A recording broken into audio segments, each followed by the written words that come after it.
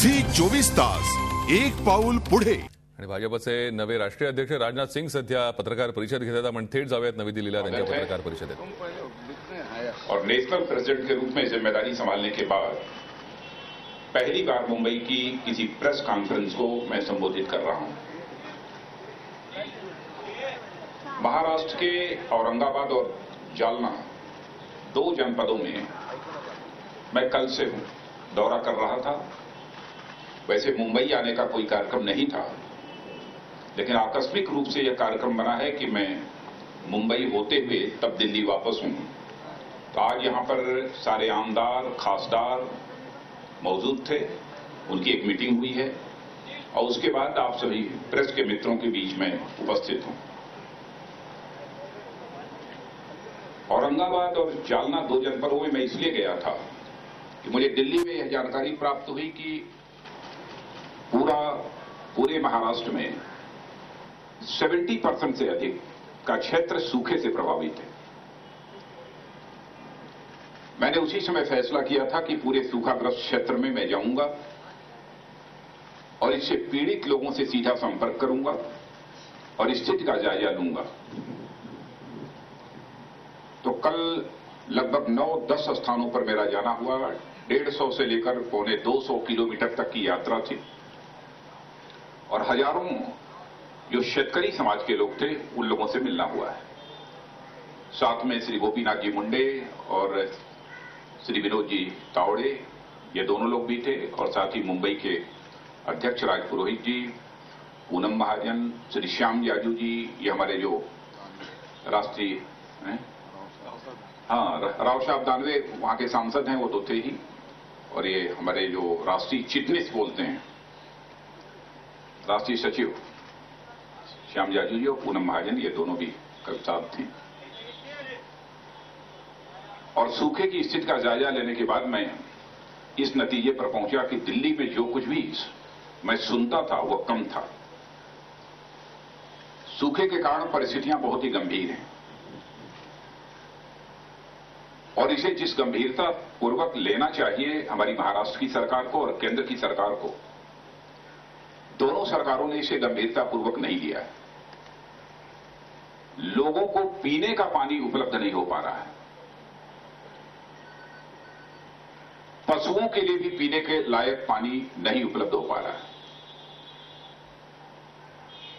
सारे शेतकरी अपने जानवरों को लेकर किसी कैटल कैंप में जा रहे हैं ताकि वहां मुफ्त में हमारे जानवरों को खाने के लिए फॉडर यानी चारा मिल जाए.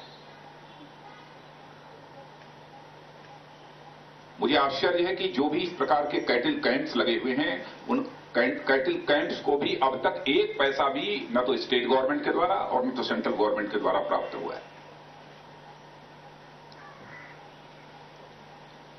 मुझे तो आश्चर्य है यहां की स्टेट गवर्नमेंट कितनी इनसेंसिटिव है, कितनी असंवेदनशील है.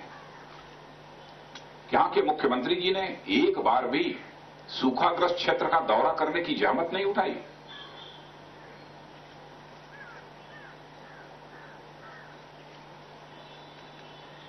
किसी भी वेलफेयर स्टेट की, किसी भी कल्याणकारी राज्य की पहली शर्त होती है संवेदनशीलता, सेंसिटिवनेस.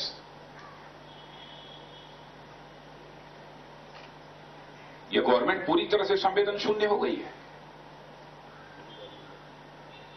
आपको जानकर यह आश्चर्य होगा कि एक कुएं में लगभग 25 महिलाएं रस्सी से, क्या बोलते हैं उसे, जो डोरी से पाट जो होता है, बाल्टी लटकाए हुए एक कुएं में बैठी हुई थी कि टैंकर में पानी आएगा और फिर कुएं में पानी डाला जाएगा, उसके बाद हम पानी लेकर मैं घर जाऊंगी.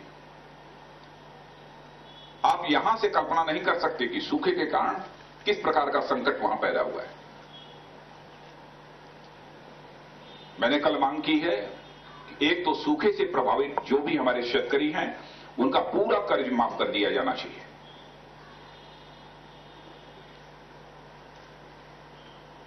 जैसे भाजपा शासित राज्यों की सरकारें पहले से ही अपने किसानों को 0% रेट ऑफ इंटरेस्ट पर कर्ज दे रही हैं, वैसे ही महाराष्ट्र के किसानों को भी 0% रेट ऑफ इंटरेस्ट पर कर्ज प्राप्त होना चाहिए।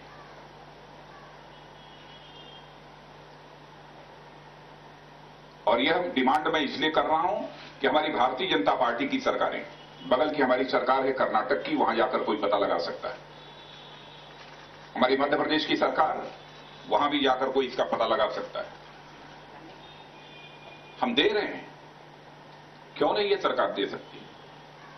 मुझे तो आश्चर्य हुआ कि कल मैं उन मजदूरों से मिला, उन लेबर्स से मिला जो कि ये Mahatma Gandhi rural employment guarantee scheme के अंतर्गत काम किए हुए थे। 2 महीने से काम किया था और 1 पैसा भी नहीं मिला।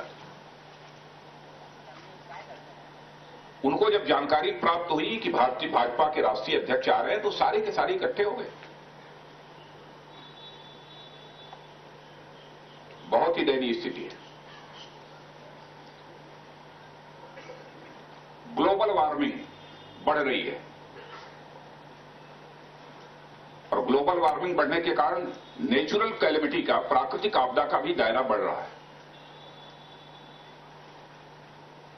गवर्नमेंट को इस ग्लोबल वार्मिंग से के परिणाम स्वरूप जो नेचुरल कैलेमिटी, प्राकृतिक आपदा का संकट गहरा हो रहा है, इससे निपटने के लिए कोई एक लॉन्ग टर्म प्लानिंग करनी होगी।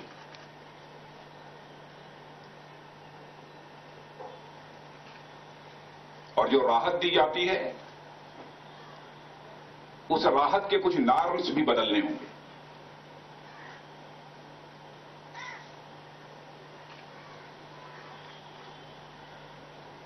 गवर्नमेंट ऑफ इंडिया में झी 24 तास, एक पाऊल पुढे।